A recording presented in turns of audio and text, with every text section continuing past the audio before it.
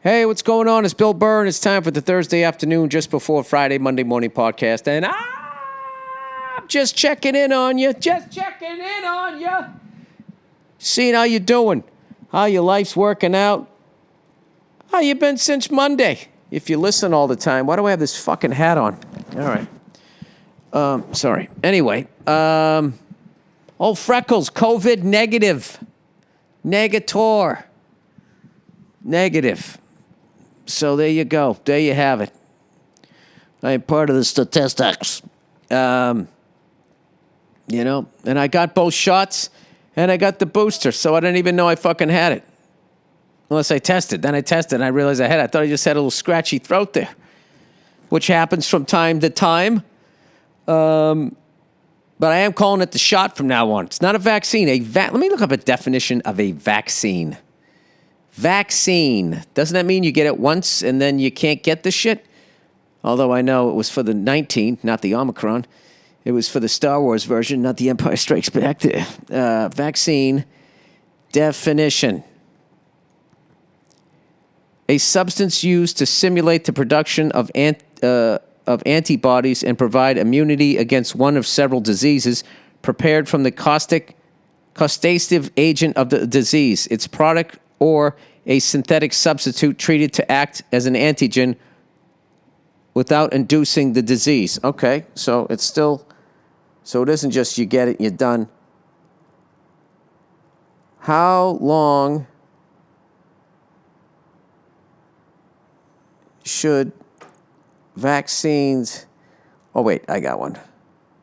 What's the difference between a vaccine and a shot? By the way, for all you non-vaxxers, I am not microchipped, and I didn't grow a foot where my dick was. Whatever dumb shit you thought was going to happen. Immunization or vaccination, what is the difference? Let's see. So maybe you can still call it a vaccine. How does immunization work? The term vaccine, isn't this funny? This is like literally what people do. And then 10 minutes later, they feel like they have a strong, argument. This is what I'm doing right now. People on both sides do this. Let me Google this, and then I'll Google that, and now I'm ready to argue. Who wants some? I don't know. I don't know what the fuck it is. All I know is I got the shots, and I was fine. I smoked cigars every day I had COVID, and I felt fucking great. I've seen the people that didn't get the shit, and they were fucking gray. They did not look so hot. Oh, God, dude, fucking shit, dude. I'll tell you don't want to get it, man. You don't want to get it. That's all I heard. So, plowing ahead. All right, so because of COVID, I had to reschedule my Fantasy Springs Resort date in Palm Springs, California. My apologies for the late cancellation. I was hoping I was going to test negative, but it did not happen. So there's still a few tickets left because I know some people were traveling in to see the show and they had to give up their tickets. I feel bad about that.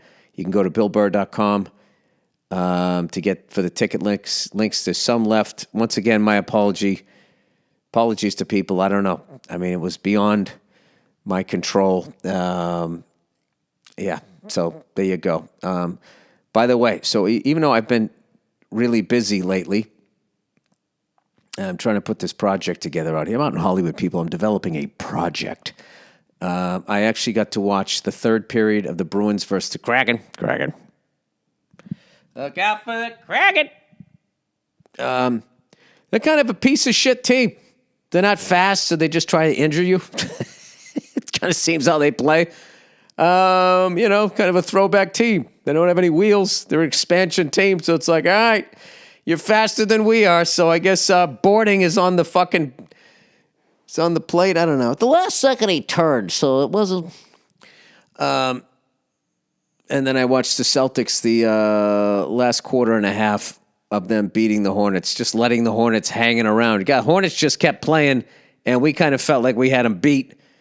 And I don't know. I like watching the Celtics when I finally get a chance. It was weird. My kids were in a decent mood as far as they were cool with watching what they call daddy TV, which is anything that isn't like, Puppy Dog Pals, that baby Spider-Man with the brother and sister Spider-Man, whatever that one's called. Which is the guy who wrote that music I just saw is the guy from Panic at the Disco, I want to say. I missed that whole decade of music. No, Fall Out Boy. Fall Out Boy. There you go. The lead singer of that wrote all of this music, and he taught himself like the trumpet. I was watching this whole thing on it. It was fucking amazing. So, anyway, MotoGP starts this month. I think F1 starts next month. March Madness is coming up. It's all good stuff. All of it. All of it. All of it great news, sports-wise, to take my mind off of two things. One, there's only one football game left this year. Super Bowl. You know, by the way, speaking of the Super Bowl, you know, I'm a weirdo. I went on eBay and I was looking for AFL football cards, you know, to see, you know, if I could get a Babe Pirelli or something like that. Why not, right? What else am I going to do? Read a book? You know, that ain't happening. This isn't why you tune into this podcast. So I was looking that up, and I somehow got into like memorabilia and all of that shit. And this person is selling this Super Bowl II Green Bay Packers button. I want you guys to look this up because I think it's a fake. They want $700-something for it. It says AFL versus NFL, and then on the top it says Super Bowl.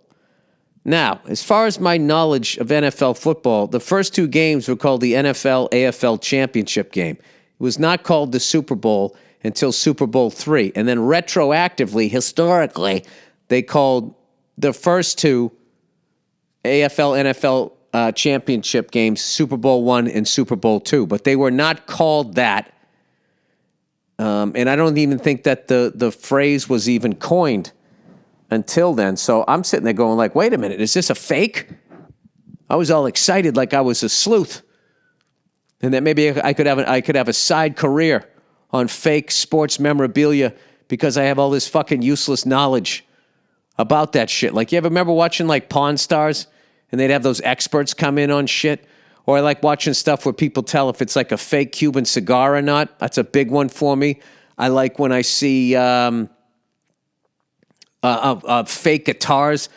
I follow this kid. He collects guitars, and he bought this Slash model, the snake pit one that had, you know, the snake on the outside and going up the neck and all of this shit. And they didn't make that many of them, so the guitar is worth like, I don't know, 15, 20 fucking grand. I don't know. I don't think your Welcome to the Jungle is going to sound any better on that than on a Hondo if you suck like me. But anyway, that's what they paid. And he found out. It's this excruciating video watching this guy find out that he blew 15 grand on a fucking fake. I think I did that too. There was a guy advertising a snare drum played by John Bonham. And I just bought it because I thought it was his. Then when I got it, I'm like, how the fuck can I even prove this is them? And I finally opened it up because I've had it for years and I kind of knew it was a fake and I was nervous to look at it. And first of all, it looks like it's like a 5-inch shell. And he always played, what was it? No, wait, he played like what was it? 6.5 by 14. And this thing was like I'm like, that is just an old Ludwig snare drum. And they wrote Bonham on the drum case. So I don't know what to do with the thing. I don't even know. I got to figure out. They gave me like a certificate of authenticity. Well, all I can tell you is this. Don't ever buy something like that on the internet. I remember one time I tried, this obscure Prince album, you know, that I always heard Questlove talking about, and I tried to buy one off the internet, paid all of this fucking money, and the bullshit that came to me, and it was some dude in Japan. I wasn't going to chase the guy down to get my fucking money back. I don't know. I don't know where I stand with counterfeiters. There's something fucking hilarious about it, you know? I think counterfeit money is the only thing that I really respect. But there is something funny that somebody is just has the talent to make something that actually looks like the real thing but isn't. And instead of just working for the company in a legit way, they go the pirate route. Like there's no excitement unless there's some sort of stealing involved. Let me look up something here. The psychology of a they have one of a serial killer, of a counterfeiter. The counterfeit self, the deceptive costs of faking it. Counterfeit self, the role of the counterfeit self. Well, that's just not saying what you're thinking, right? The psychology of knockoffs, owning a counterfeit version of a design. Okay, here we go. Oh, this is why people buy it. They're not saying why they make it. This is how I surf the internet. I come up with weird theories, and then, Jesus Christ, look at the fucking legs on her. This website uses cookies. Oh, does it? So does the government. I don't understand why. I don't understand. It says accept or reject, and I just say reject, like they're not doing it anyway. It has been argued the desire to own, or at least to be seen to own, luxury goods combined with influencer and social media-driven culture reinforces the message that the success is measured by the ownership of material goods has resulted in a toxic formula, and I am out. I'm out. Just the whole way that was fucking written, I'm just like, this is just a fucking, just skimming the surface article. First, and not even that, I want to know why. I want to talk to a counterfeiter. Well, you just sat there. Everybody thinks I got to go out and make money. They don't really think I need to make money. You know? Like literally. That's funny if you're a counterfeiter. What have you been up to? Making money. What are you doing? I'm in the paper industry. That shit is fascinating to me. Like, I cannot imagine how scared you are in the fucking rush the first time you go out with your paper. You know? I'd counterfeit $1 bills. That's what I just go to titty bars. No, I'm kidding. I would counterfeit $1 bills. It's kind of rough, though. I know why they don't do it, but I just figured no one would be expecting that. But then you would just so flood the market with these $1 bills every time you bought something for $1,000. No, this is what you do. Your partner in crime has big fake tits. All right? And she goes into the bank every week with the garbage bag full of these $1 bills. You create a fake W-2 at the local titty bar, and they, from some, titty bar that doesn't exist or whatever, right? To the Cayman Island or some shit, right? An offshore titty bar. Sorry, I'm not the best at this. And she just goes in and she drops the sack down. And then she doesn't withdraw it, right? And then you just have like the ATM card, and then you just work on that, right? And here's the thing, she's a real stripper. That's it, she's a real fucking stripper. So then what I do is, 10% of her shit. At that point, I might as well be doing 5s and 20s, but I feel like they're going to figure, don't take it to a bank, they're going to figure it out. Stupid idea. Stupid fucking idea. Okay, this is what you do. You get a fucking stripper, right? You ask her, what do you make on any given night? What do you make? And she tells you what you make, or what the best dancer makes. And she goes in there when the dancer isn't looking. She switch out the dancer's, real money with the fake money that I make. And then she'd take it down to the bank, and she'd immediately get caught. And she'd say, I got it at work. And then they would set up cameras, and then we get caught. Fuck, this is hard. All right, whatever. I'll get back to you on that one. Anyway, but I'm kind of avoiding the biggest subject of the week is, unless you want to talk about real shit, that fucking was too depressing. Just in the world of, I don't want to pay attention to real shit, so I'm going to pay attention to other shit.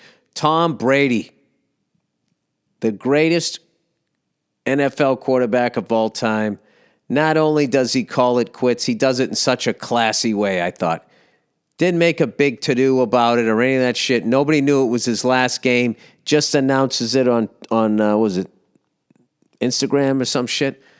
I thought it was great. And I thought all those Pats fans that had, there wasn't too many. Like, I read one woman said she was heartbroken that he didn't thank them. It's like heartbroken? Heartbroken. The guy goes out there, he wins 6 Super Bowls, he puts us on the fucking map. Nobody has more Super Bowls than us. Before that, everybody who had everybody had at least as little as we did or more than us before he came. And by the time he was done with us, nobody had more than us. That's unfucking believable. And you're heartbroken because he didn't send you a Hallmark card. But once again, it was a very small portion of the population. But that's all the sports news media needs. And then they started acting like that was all Patriots fans. I got to be honest with you. He didn't even owe me a statement. If he just didn't come back, hey, where's Tom Brady? Oh, he retired. Good for him. Good for him. He's got all that money. He's already down in Florida. It's fucking perfect. Good for him. That's a big thing with me. I love seeing people retire. I'm so fucking happy for him. I'm retired. I'm done. Can you imagine that? Let's say you're Tom Brady's age, 44 years old, and let's just say you're retired. Now, look, obviously, you got to do something. You can go out of your fucking mind. All right? But how long would you not do shit for? If you had like a superstar athlete's money, I mean, here's the deal. Men that make the money that he has, if they didn't have a woman in their life, they could not work ever again. So the key is to have a woman that actually has a career, which he does. So I think they're good. That would be the shit. 44 years of age. What are you doing? I'm just going to hang around and watch my kids grow up. Fantastic. You think he's going to have a sandwich now? Some bread? Go down to Subway? I don't know what. But I think like everything he did, it was perfect. It was perfect the way he retired, and I think it was the perfect time to go. And, you saw all the things that everybody said he did. I hope somebody mentioned the fact I've never seen a superstar athlete after they leave the team that they win championships with and they air quote hang on for the last couple of years. I've never seen one go out, win a championship, and in their final year lead the league in passing and what was it, in yardage and touchdowns or something like that. His last year in the league, he threw for over 5,000 yards. He never dipped. For 22 NFL seasons. It should have been sad. There should have been people saying he's hanging on too long and all of that shit. Never fucking. He could have played again another year. Unreal. Unfucking believable. So I figure that's the one that people probably didn't bring up out of all the things that they've talked about, all his records and all that. So, Jesus Christ. Unfucking believable. I wonder how many quarterbacks came and went that if you looked like starting quarterbacks beginning of every year that he played. I mean, he was he came in right when Elway and Marino went out. And let's see. So I'm trying to think somebody. He caught the end of Troy Aikman, I think. Troy Aikman might have left before him. I always forget if Troy Aikman played into the 2000s or not. But I know, who else was still around? Brett Favre was obviously still around. Oh, Jesus Christ. Dan Pastorini. I don't know. I don't fucking, my brain, I'm not good with quarterbacks. Back. Donovan McNabb. Or the amount of people that had careers within his career. Like Eli Manning started after him, retired before him.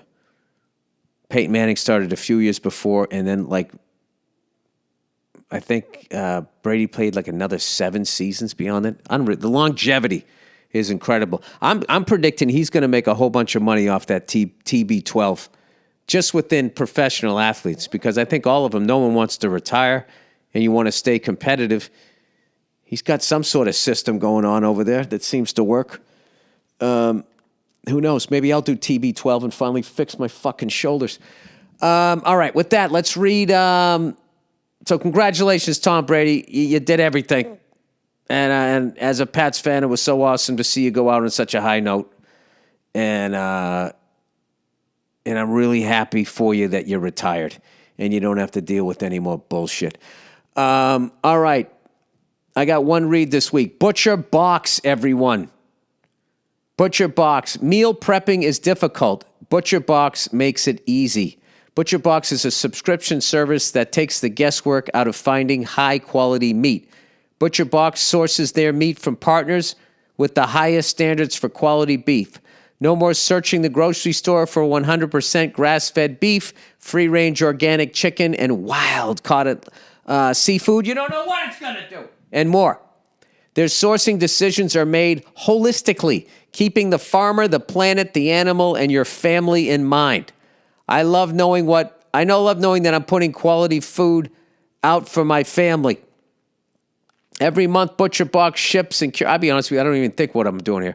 Every month, Butcher Box ships a curated selection of high-quality meat right to your home. Free shipping for the continental United States. No antibiotics or added hormones. No squirrel meat like those fast food joints. Each box contains 8 to 14 pounds of meat, depending on the box you choose. That's enough for 24 individual meals. Packed fresh and shipped frozen for convenience, so you can save time on your next grocery store trip. This is your chance to never have to shop for ground beef again. That's right. Butcher Box is giving new members free ground beef for life. Sign up at butcherbox.com/Burr and get 2 pounds of ground beef in every order for the life of your membership. Log on to butcherbox.com/Burr. BURR. Claim this deal. All right. There we go. So, anyway. One of these days, I'm going to get that right. Anyway. I've been on the fucking actor diet. I got an acting gig coming up. So, Billy Freckles. Billy Freckles is moving down the notches on his belt, knocking down the COVID weight. I did the sound mix on my new special. Very excited about that. Next, I do the fucking color. We do the color. Old Billy Blue Eyes coming out for one more dance of shit and dick jokes. I'm very excited about this one. I kind of haven't seen it in like a month and a half, so I kind of had like fresh eyes looking at the thing. And I am very, very, very excited. I think it's my best work. I am very anxious for you guys to see it. So all we got to do is just colorize this thing, send it over to the good folks at Netflix, and then they'll decide out of the fucking blue when it comes on. That's basically how it works. And in the meantime, I'm going down to the Comedy Store because I gotta work on my shit here. I gotta make sure, or go over to the Laugh Factory or the fucking Improv, right? I gotta figure maybe someplace in the Valley. Who knows? Who the fuck knows? Waiting for the Ice House to reopen out there in Pasadena. Over to Flappers, the LA Comedy Club. I love them all. What's the other one? The Supernova. I don't give a fuck. You know what I'd love to do? I'd love to buy a small theater out here, like 100-seater. You know? And I think that's the way to do it, and just build your hour that way. You know? Give away the fucking show. People show up, right? Well, I got to pay rent. Well, it depends on how cheap I get it, you know? How fucked up the seats are. And then every time I want to put together a new hour, I just go down there for like a week. Do 2 shows a night and just puke it out and start to form it. I would think after a couple of weeks, I'd have something that was worthy of then taking it over to the store and all of that shit and then going out on the road. But, you know, there's been a number of theaters out here that I performed at over the years that I loved, and then they fucking disappear. It sucks. There was one, the No Name Theater. It's the first place I met Josh Adam Myers, first place I jammed with him. It was this great theater. It was right around the corner from another place that doesn't exist anymore, Cascade Studios, where I used to always play drums down there. They used to rent them out. They just had a drum kit, a DW kit set up in every room. And I got to know the guy, Joe, that ran it down there, and he would let me fucking go into the showcase for like $20 for the hour. He always hooked me up. Yeah, I've been thinking about this. There's got to be something, like maybe in the valley or some shit. I don't know what. Anyways, let's finish this thing up here. I don't have a lot to talk about because my life has just been fucking work lately, and trying to eat well, getting ready for this thing. Someday, when this fucking thing comes out, I'm going to tell you guys all about the whole process of making shit out here. Like, just the amount of fucking work is just, it's staggering. I don't understand why when I fucking put in news, it immediately goes to Google News. See that guy Jeff Zucker resigns from CNN after a relationship with top executive? It was a consensual relationship. Why do you have to tell people that you're banging someone at work? Why is that? Hang on a second. Murdered officer. Officer's lieutenant says enough is enough, slams California's woke narrative in eulogy. There we go. Here comes the pushback. Gonna get a little more balanced. It's gonna be a little more balanced. I wouldn't say fair and balanced if you're talking Fox News, but I think I think it's gonna be more balanced here. Let's see here. Where is the news? Google News. I like going with Google News. For some reason, if I see Yahoo News, I'm like, fuck that news. I like the Google News. Google News headline, top stories. Here we go. Nod to Jay Leno here, taken right from the headlines. Jeff Zucker resigns over consensual relationship with a key lieutenant. Did you bang that lieutenant? Yes, I did. Did they want you to? Yes, they did. How dare you? I'm sorry. I resign. Okay. I guess there was a bunch of other shit that happened too. But he resigns as head of CNN, citing failure to disclose a consensual relationship with a colleague. That says to me other shit was going on, and he wants to control the narrative. Who's going to fucking quit a job because you started banging one of your lieutenants? Why is there a lieutenant at a fucking news organization? Because we're fighting the war on information. Winter storm threatens a 2,000-mile stretch of the United States. Heavy snow falling as storm system threatens to leave a treacherous mix of wintry precipitation for millions from the plains to the northeast. Well, it's the winter. What did they think was going to happen? Pence's document to be turned over to January 6th committee, National Archives says. Oh, Jesus, is that shit still going on? Are they still yelling about that keg party gone wrong? The restraint crowd face palms over Biden's Ukraine threats. Is that like written by a professional journalist? The restraint crowd face palms. Oh, smacks themselves in the head over Biden's Ukraine threats. Oh, yeah. According to one of our listeners, he's trying to protect his son's job where he gets $1 million a year for not even showing up. Fucking bum. The fucking alleged bum. The alleged fucking bum. There you go. See, that's how you don't get sued. U.S. and NATO don't budge in answering Russians' demands. Are we really going to do this child shit again? I wish all Americans, both the red and the blue, would all show up outside the White House and all those buildings and just start chanting, grow up. Grow up, grow up, grow up. Or we're going to war with those guys. Yeah, no, we're not. No. You know what, buddy? You do it. You do it. Why don't you have a fight to the death with the other world leader? Who would you take? Vladimir Putin versus fucking Joe Biden. Now, I know a lot of people are like, oh, my God. Any Russian versus fucking our 1,000-year-old fucking president here. I know that's what you're thinking, but I don't know. Putin likes a rigged game. I think he would have a bunch of tune-up fights where guys would pretend to box him the way they pretend to play hockey against him. And I know he's got some sort of like judo black belt or something like that, but you think it's like the Elvis black belt? Like Dennis Miller made fun of a long time ago? One of my favorite references of all time. Said so-and-so deserved that award as much as Elvis deserved his black belt. It was fucking incredible. Hang on a second. From the Black and White special, one of my favorites of all time.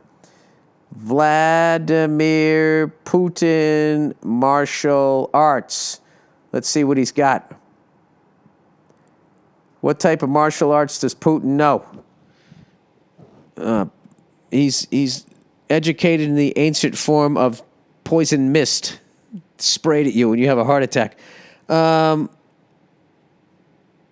martial arts? How am I in it? Judo. Okay, he knows judo. This is the tail of the tape.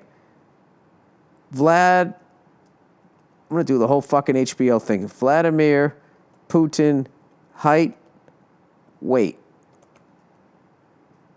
Height and weight. Let's see. He is 168 centimeters. Oh, come on. An American. No, he doesn't look too healthy either. It's like he drinks a lot of vodka. God, it's got to be fun to be the fucking head of Russia, huh? Best vodka in the goddamn world. All those hot chicks over there. Oh, wait a minute. He's 5'6", weighs 152 pounds, lean and mean. Blue eyes, of course. Blue-eyed devil running the country. Hair color, salt and pepper. Born in 1952. 65. He looks great. I hate to say it. As an American, son of a bitch looks great. All right, Joe Biden. Height and weight. Age. All right, tail of the tape. So we got 5'6", 152, 65 years old. Going up against Joe Biden. What do we got here? Come on, with all the fucking ads, you cunts. He's 6 feet tall. He's got a half a foot on the son of a bitch. He weighs 158, so he makes weight. He's still a fucking middleweight. This fight is still on. Here's the big one. He's 77. Deep blue eyes. Another blue-eyed devil with gray, spooky hair. Okay, I think somebody's shitting on him here. He has a slim body build up with a charming smile. His net worth is only $1.5 million. That's about as honest as it gets. You watch that balloon during his presidency. He did really well in the private sector. So who do you like? A 77-year-old 6-foot guy or a 5'6", 152, 65, and he knows judo. Let's see, Joe Biden, martial arts. Let's see, well, he's old. Let's say boxing. Boxing, martial arts. What do we got here? Trump versus Biden. Who would win in an MMA fight? Punchy Biden lookalike granddad goes viral for fighting boxing. Does Joe Biden know any martial arts? Well, yes, he does. If you want to expand the usual definition of martial arts, he's quite an expert in the martial art of verbal judo. Oh, that was clever. That was clever. All right. That's fucking hilarious. They got Dana White standing between the two of them. All right, who would win? Who would win? Who gives a fuck? I'd have to go with the 5'6" guy that drinks fucking vodka and knows judo, and he can at least skate. You know, this is the thing. I think the biggest fucking thing for Vladimir Putin is he wouldn't want Joe Biden to get his hands on him. I just feel like he would do that old man thing where he would bite down and grit his teeth, maybe growl a little bit, you know, have that old man fucking Dust Bowl strength. You know, I don't know. It looks like Putin's been hitting the fucking bottle, man, at least in that picture, dude. He's definitely looking a little blotchy. Jesus Christ. How big would that fucking pay-per-view be? Let's say it's not a fight to the death. If they just fought each other. God, that would be sad. They have to be clothed. They got to come in wearing gis. Nobody wants to see those torsos, right?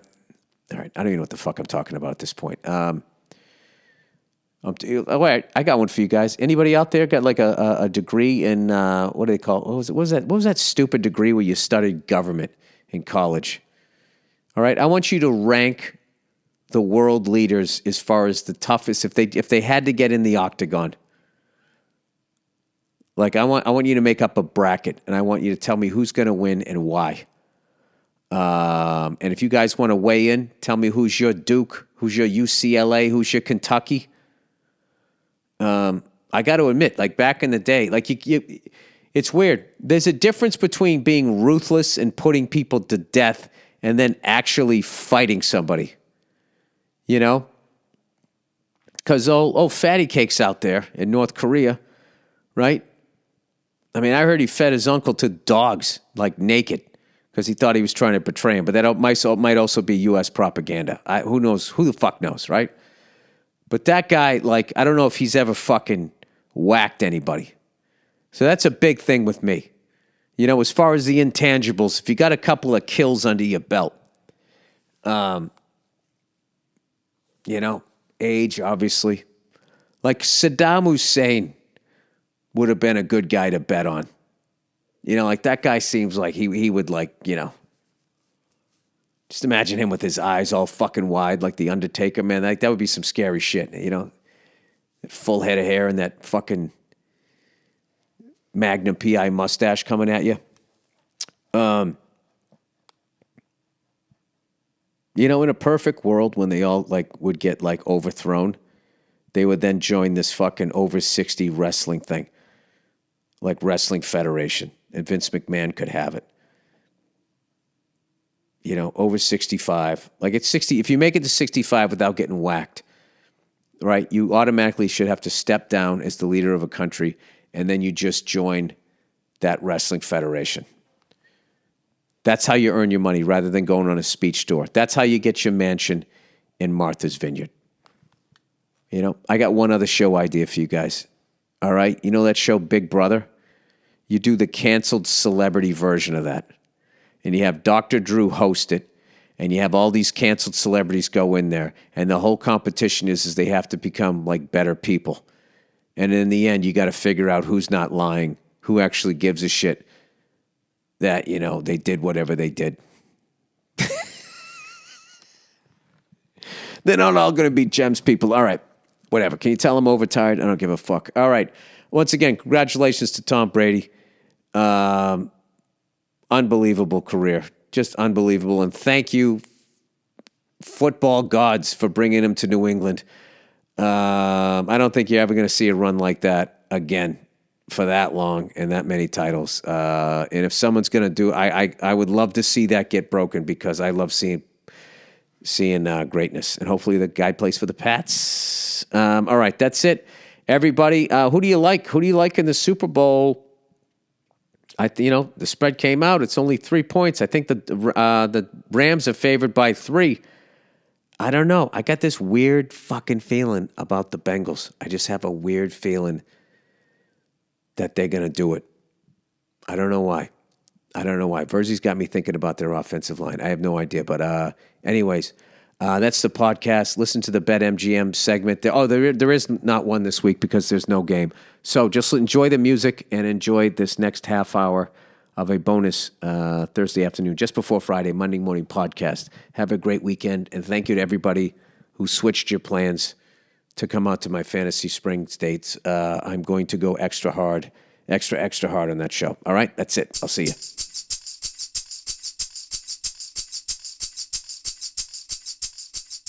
Hey, what's going on? It's Bill Burr, and it's the Monday Morning Podcast for Monday, February 3rd, 2014. How the hell are you? How's it going?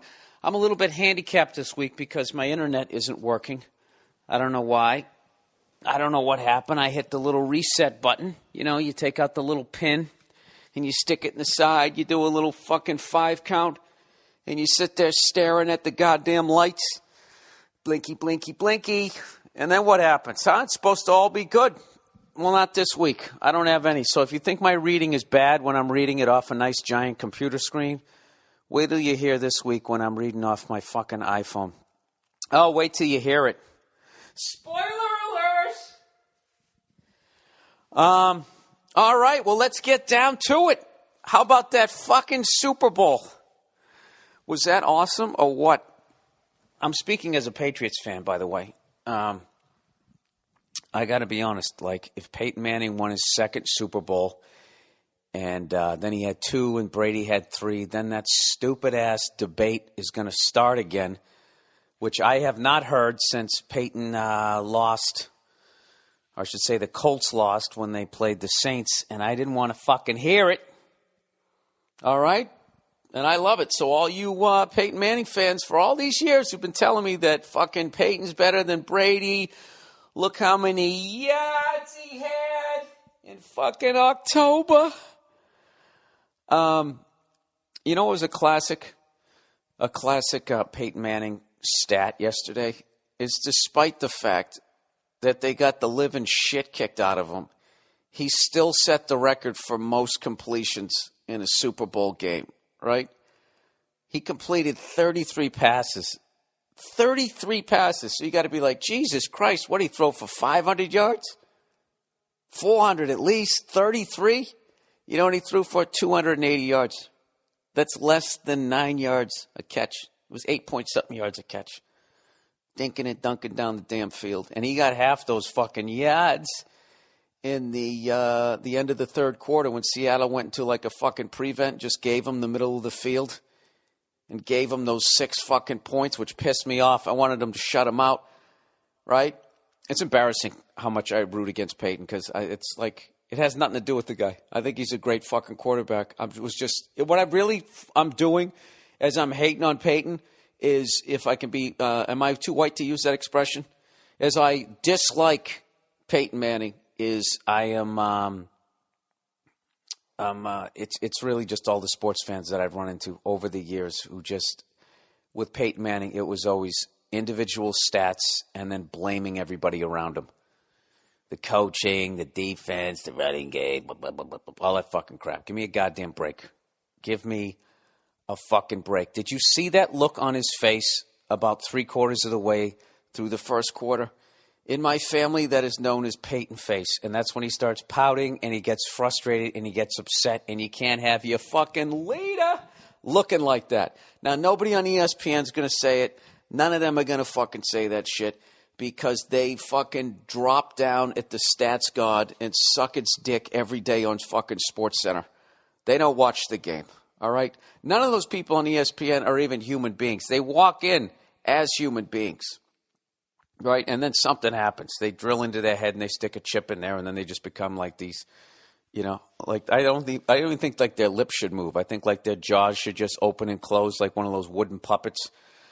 You know, those ones that are dressed like those guards. They're in the Nutcrackers, right? That's what when they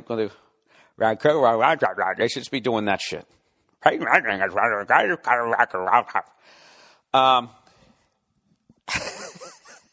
I can't even tell you, I had no idea how hard I was rooting for Seattle until the game fucking started because I thought, you know, as you guys all know, how much I hated that stupid 12th man.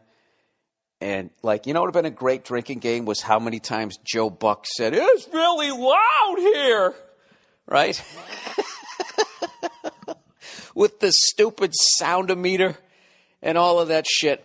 And I actually got a lot of people on Twitter were giving me shit going, yeah, how dumb do you feel now? I never shit on Seattle. I never said they were a bad team. If you listen to my podcast, you dumb cunts, I said it was yours to lose. I bet on you guys to win it. But that doesn't change, and even your championship does not change that 12th man thing and everybody dressing up like characters and bringing fucking New Year's whistles to the goddamn game is not the dumbest thing that embarrassing ball washing thing I've ever seen in my fucking life. The 12th man stinks. You have nothing to do with the victory, despite what the players and the owners are going to say. They all make millions because of your dumbasses. That's why they're saying nice shit to you. All right? Jesus fucking Christ. Do you really think there's some running back in the other huddle as he's listening to the play going, I'd really like to execute this play the way we have all week in practice, but golly, is that crowd loud? But congratulations to the true fans of the Seattle Seahawks, the real ones, the ones who showed up when they sucked too, the ones who, when they got better, didn't go out and buy a bunch of shit and start dressing up like fucking a green Ben Franklin or whatever the fuck those people were doing in the stands. I got to ask you, be honest, Seattle Seahawks fans. Now that you actually have something to crow about, pun intended, now that you actually have a Super Bowl trophy, you guys are actually champions. You can actually sing, "We are the champions." Now, doesn't that loud thing seem a little fucking ridiculous? Didn't that just kind of seem like, that mother that can't admit that her kid's not talented? So they got to somehow come up with everybody gets a trophy. Everybody gets a ribbon. What you guys have created up there, I hope is over. Not as far as your run on championships. I'd never wish that against you. But as far as that loud horseshit, if Kansas City next year tries to break the record again, if that whole fucking thing starts, who is the loudest crowd? And I guarantee you it will. I can't say again. It wouldn't surprise me if it would. It is embarrassing. You have your Super Bowl trophy. For the love of fucking God, please stop looking each other in the street going 12th man. Okay? Was that really even a congratulations? I was losing my fucking mind watching that game. A lot of people, I guess, didn't like the game or whatever, thought it was boring. I fucking loved that game. That game was the biggest fucking beatdown. I'm trying to think if it was as bad. This is bad for Bronco fans. I'm not rubbing this in.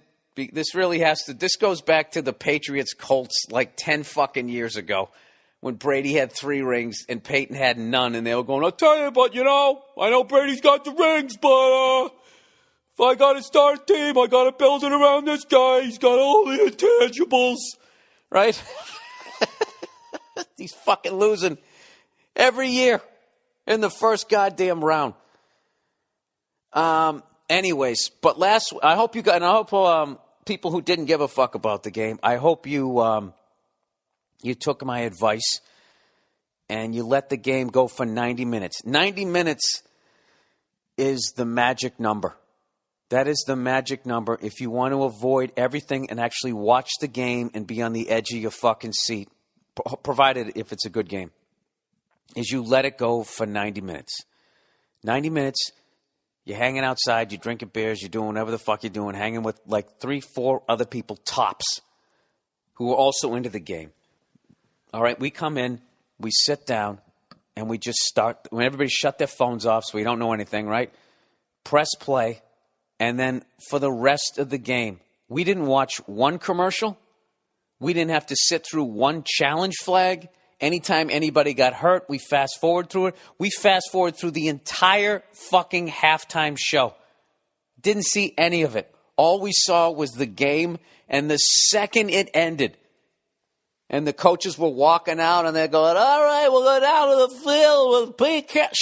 We shut the fucking game off. Didn't watch 1 second on ESPN. Nothing. I'm guaranteeing you. Everybody there was going, that's one of the most enjoyable Super Bowl experiences I ever had. It was fucking great. Anytime they cut down to Pam Oliver or that other chick, you just fast forward. The whole fucking, it was tremendous. Absolutely tremendous. But anyways, let's talk about the fucking game. So anyways, the rest of the world is 90 minutes ahead of us, and we're still downstairs, out my backyard. Smoking a pork shoulder, right? I made one of my famous apple pies. Lawhead's fucking killing it on my grill. You want to talk about losing your man card? I had another man come over my house and smoke a pork shoulder on my grill. I couldn't believe I woke up this morning and my wife was still next to me. Do you realize, like, in the South, like, I would legally be considered a homosexual if I did something like that? I knew it. I fucking knew it. Ever since, I'm telling you right now, ain't no man who likes himself a piece of pussy allows another man to come over and fucking smoke on his grill. Grilling, that's okay. Smoking, that's a whole other thing. You know what I'm saying? I wouldn't be surprised if not only if he's one of them homeo type sexuals, if he's also one of them terrorists. He's probably building a dirty bomb shaped like a dick. That's all I'm saying. Yeah, I just, one of the keys to being successful in life is knowing what you suck at and then being able to find talent in that area and then delegating. That's what you do. But delegating, you have to be you got to be careful, though. You can't delegate so much of your job that you're just sitting in your office twiddling your thumbs, because then you're fucking useless. There's a fine line between putting a team together and then just sitting in a fucking room like a goddamn mop. So I still made an apple pie. I put on an apron, took out some flour and some sugar. I don't give a fuck. I'm good at making desserts. All right? I don't know. It's embarrassing, but I like sweets. And my mom always made great pies. And when I moved out, I missed them. So I learned how to make them. Fucking sue me. Oh, Jesus. I can't even look myself in the mirror after this fucking podcast. What do you want from me, people? I'm flying blind here. All right? I don't have the internet. I'm doing a podcast without the internet. This is like a pilot flying at night without his instrument panel. Am I in a spin? Am I level with the horizon? I don't know. Am I going up? Am I going down? God, I wish I had a beverage so I could actually look at it to try to figure out which way I'm going. Isn't that what you do? You just put like a glass of water on the airplane's dashboard, and then you just use that as your fucking horizon? Come on, man. That's pretty ingenious for a comedian who has 0 hours up in the air. Anyway, so let's get back to the game. So the entire world is like 90 minutes ahead of us. And there's something cool about that, right? Like they all got on the spaceship and they went to a better planet, and we all sat back like, yeah, go fuck yourself. We're toughing it out here, gnawing on cigars and shit, pretending we know how to fight, right? So we go upstairs, and they finally be like, you guys want to watch the game? Yeah, let's fucking watch it. All right. So we go upstairs. We put it on. I fast forward get right to where, right before the kicker is going to kick the ball, and I hit pause. You guys ready? Everybody's like, yeah, we're ready. Let's go. Boom. Fucking kicks the ball off. Right? Broncos get the ball, and the very first play from scrimmage. All right? Peyton calls an audible. The fucking Manny Ramirez, who I thought, when you get kicked out of baseball, I didn't think that you could then just go play football. But once again, Jesus, what a fucking talent this man is. Manny, being Manny, hikes the ball over Peyton's fucking head into the goddamn end zone, whatever. The guy falls on it. They get his safety. Very first play from scrimmage. And I'm not going to lie to you. I literally put my hand over my mouth, and I was stunned. Absolutely stunned. Because, I'm not going to lie to you. You guys know what my prediction was last week. I thought that game was going to be a classic. I knew the AFC was weaker. I definitely kind of felt that Seattle 49ers might have been the Super Bowl, but it's fucking Peyton Manning. And I knew Seattle had a great defense and all that. I just thought it was going to be back and forth through the first half. This is what I thought. And I thought it would maybe one team or the other was going to be up by like 2-3 points, maybe 4 at the half. And then in the second half, I thought that the Broncos defense was going to cave and that Marshawn Lynch was going to fucking run all over them. That obviously did not happen. I think the Broncos went in there. Obviously, were like, all right, we got to stop Marshawn Lynch, and they did.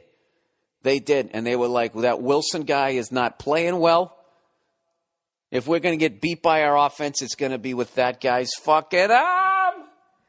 And other than a couple overly excited throws, where he overthrew that guy right out there in the flat. Other than that, that kid fucking settled down and had the game of his life. I thought he made some great fucking throws. Had no picks, no fumbles, no nothing. He did not hurt the team. All he did was move it forward. He played a great fucking game. Dude, it was total 100% fucking domination. I mean, think about that. They had 2 field goals. They had a safety. They had a touchdown, offensive touchdown. I think it was a run, right? Yeah, Marshawn Lynch, that was a run. That's 2 field goals, that's 6. How fucking annoying is this, me going through the whole game? That's 20 points. No, that isn't. Oh, here's the comedy. Me trying to add this up. All right, 3 and 3 is 6, plus 7 is 13, plus 2 is 15. They had a special teams kickoff return. That was fucking 22. What else did they? I don't fucking remember. They had a pick 6. That's 29 points. Then they scored another 14. I don't even fucking remember. And I'm telling you, I mean, I might be wrong, but they could have shut him out. They went into the prevent at the end of the third quarter, which was fucking brilliant. Just give up the middle of the field. Let them burn out the rest of this fucking quarter, and we're up. Even if they score a touchdown, we're still up by almost 30 points. There's no fucking way they're scoring 30 in the fourth quarter. It was over. I've never seen the starting quarterback get taken out of the game like, well, there's no sense risking you getting injured in a fucking Super Bowl. I'm trying to think. Did they take Troy Aikman out that year when they won like 50-something to whatever against Buffalo? Or did they take Joe Montana out in that 55-10 game? I don't think Jim McMahon came out when they beat the shit out of the Patriots, that 46-10 game. So this is what I'm doing during the game. This is how much of a psycho I am. Every time Seattle scored points, I stood up and I high-fived each person I was watching the game with. Every time I'd go, Tom Brady, Tom Brady, Tom Brady, Tom Brady, as I was going around the fucking room. Look, I'm too dumb to follow politics. I'm not good at math. I don't understand science. So sports is all I have. So when I put on ESPN, it has been an absolute dream for me since 2010 to not listen to the who is better, Peyton or Tom Brady. And if he won yesterday, I was going to have to fucking listen to that again. So this is completely just selfish. Totally selfish. Because I didn't give a fuck about Seattle either. And there would have been nothing funnier than after all that screaming and yelling if they didn't win it. The whole fucking thing. I mean, I didn't give a fuck. It would have been hilarious. But the second the game started, like when Seattle started playing well, first I saw Peyton, right? And then there was the safety. And I was like, I was literally nervous at the beginning of the game going, oh my God, is he going to just carve up this fucking unbelievable defense? And then this argument's going to start again? I'm making this whole Super Bowl about me. I realize this. This is all I gave a shit about. And then Seattle started doing well, and I started seeing, Pete Carroll. Very surprisingly, I don't think I saw him went woo the whole game. I don't think I saw him do that once. But I got it, and then I was looking at him like, fucking Pete Carroll. I don't want to see this guy win. Like I was like this little gargoyle in the corner. Just sitting there like, is there any way both teams could lose so I could be satisfied as a sports fan? I was just like one of the biggest cunts that ever watched a fucking game. And then I just realized that it was more about, and not only that, Verzi picked the Broncos and I picked Seattle. And that's back-to-back years where Paul Verzi has been dead fucking wrong. And this is the thing about Paul. And this is why you should never, ever, and you can call in the Verzi effect if he has callers, and you can tell him I said this. Don't ever take gambling advice from that man. I'm not saying he's a good guy. I'm not saying he's not a stand-up guy. I'm not saying he's not a great husband and father. I'm not saying he's not a great comedian. I'm just talking about the gambling part of Paul Verzi's New Jersey brain via New York. All right? That fucking guy, he's never going to learn. That guy loves offense. It's a cliche at this point to say defense wins championships. Paul he can't hear it. Paul's like that guy that's had fucking 19 beers and you're trying to go, give me your keys, and he just will always think that he can drive. That's what he is. I hope he listens to this. When it comes to being a gambler, that fucking guy he's flash. He likes the flash. He likes pinky rings, offense, throw the bomb. That's his big thing. Air it out, scare the defense. He loves it. Waste a play. Just throw it 70 fucking yards. He is. He is a Times Square fucking kind of guy. He likes the lights. He loves the fucking offense. I, on the other hand, am a miserable, middle-aged Andy Rooney cunt. So I, of course, love defense. I love a 10-7 game. I love it. I love it when people sit there, it's so fucking boring. I absolutely love it. I love a pitcher's duel. I don't know why. I know why, because I'm the kind of guy that will watch a Super Bowl and root for both teams to lose. So anyways, congratulations. In all seriousness, congratulations to the fans of Seattle. That's got to be, it's great. You guys haven't fucking won a championship. When was it?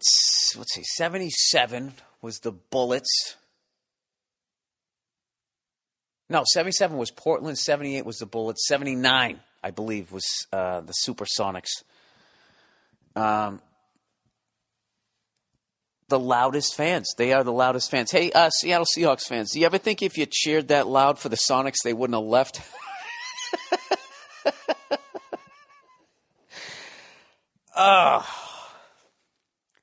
It's just never going to get old teasing them. They don't give a fuck. They have a championship parade. So now they're actually talking because they're so young. I mean, dude, that was seriously. I know I'm still breaking their balls just because it's fun. That was seriously I knew the AFC's weak, but I mean, they're only so weak. That was still Peyton Manning with one of the most prolific offenses in the history of the modern era. Fuck the whole game because the game has changed so much. But Jesus Christ. I mean, that game was over. And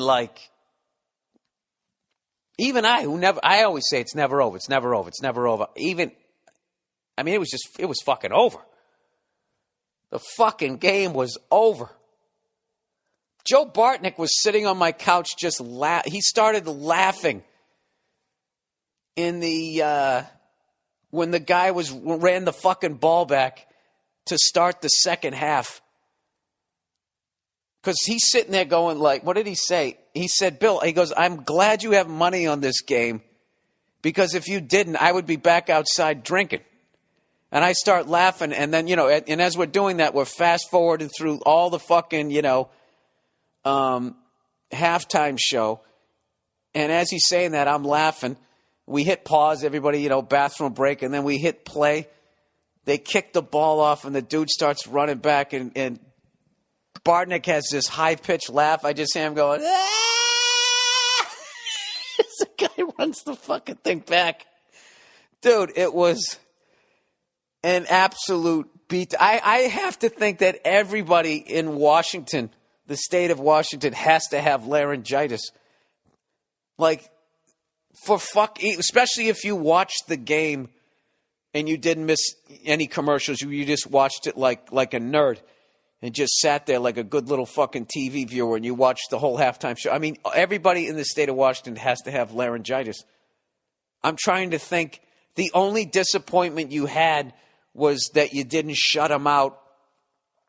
And even then, it was just they did that on purpose.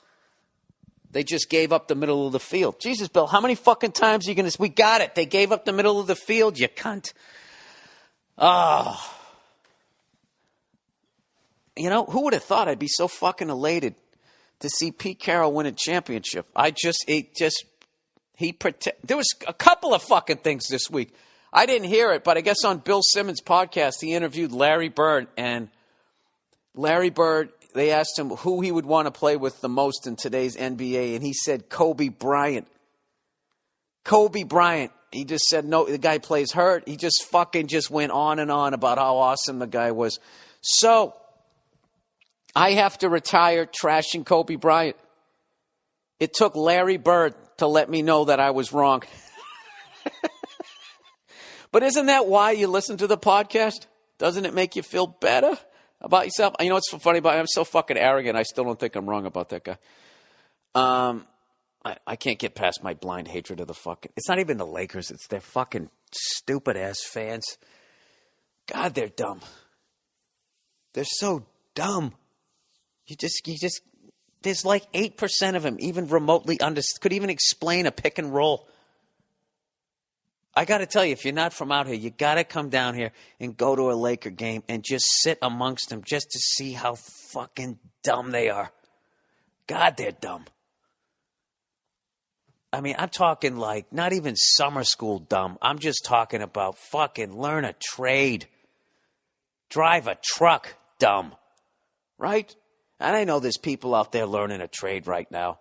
And I know what you're thinking. What I just said was insulting. And I don't care that you think that because I know you're too dumb to figure out where you can fucking find me doing stand-up, even though it's on my website.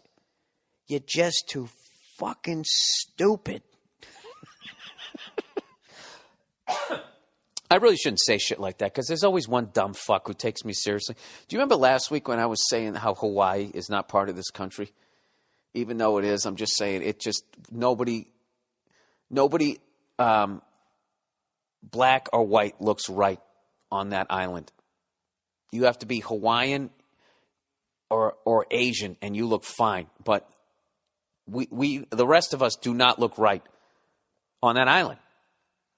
We just don't. And then the joke was when I fucking come here, you know, I lean up against a tree. I look like an American. Like, you can't tell me that. And I said, I'm so sick of these Native Americans complaining if I have to argue with one more Apache. It was completely ridiculous and over the top. And everybody, one fucking moron on Twitter. He said, Bill, the reason why you look normal in this country is because, capital letters, you killed all the Native Americans. It's just like, dude, arguing with Apaches didn't give it away. There's always going to be that one fucking person that just has to fucking take it seriously and ruin it for everybody else. All right, am I done whining? What else did I do this week? What did I do this week? I thought I did something. Oh, you know what? I haven't drank in 7 days. It's been a week, and I realize now that it is that basically I have to go once I go 7 days, and I get past something like going to a Super Bowl party, and I don't drink. Then at that point, I can go a year. Like now, I could go a fucking. It's that first week where I haven't drank in 2 days, I haven't drank in 3 days, and I just think, well, if I drink, I can start over again. I can easily go 4 days and beat my streak.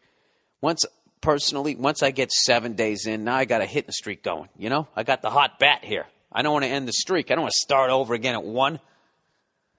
So I got through the Super Bowl, and it was brutal trying to get through it. Oh, man, we had such a fucking great time.